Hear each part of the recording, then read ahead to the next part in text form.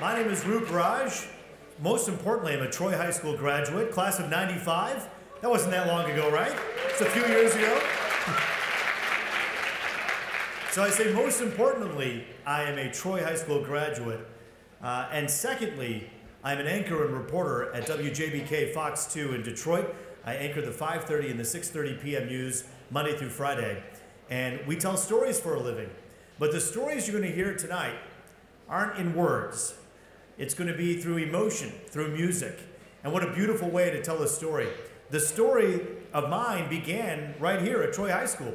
You know, I learned how to do television right behind this stage. There's a little mini TV studio, and I used to produce videos and dream of one day doing what I'm doing today. And it's because of this great school, this great education that we received here at Troy High School that I'm able to say that I was able to then achieve my dream. Moving from Lansing to Flint to New Orleans and then back to Detroit. This is home, and when I stand up on this stage, just for a moment, I feel like a 16-year-old again, because that's the last time that I remember being up here outside of emceeing events. It's cool. But I'm 42, so I'm old according to all the young people behind us. You know that, Mom and Dad, right? But I'll tell you, it's such an honor and a pleasure to be back here, especially knowing that my former orchestra teacher, Mr. Alan McNair, is back in the saddle at Troy High School.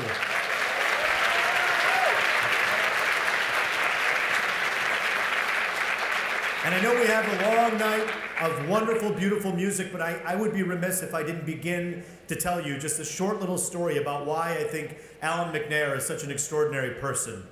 He's an extraordinary educator and a wonderful teacher. But let me tell you something about me and my days at Troy High School as a violin player. I was one of the worst violin players you've ever heard in your life.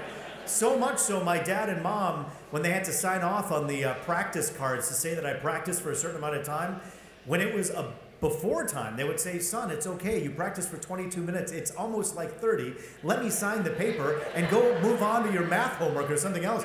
I was so bad. But I want to tell you the reason that I think that's such an important story. It's not just to ridicule myself, but rather to bring up a point about why I think Alan McNair is who he is. I knew that I was challenged musically. I wasn't able to hold a note. I wasn't able to play the violin properly. But Alan McNair on this stage behind me taught me one lesson that I still hold on to today. And that lesson is, when you're not able to do something, you better keep trying. And when you keep trying and you keep on continuing to be the best person you can at whatever it is you're doing, you can at least hang up your hat at the end of the day and say, I did my damn best. And that's something that I can tell you I learned from Alan McNair.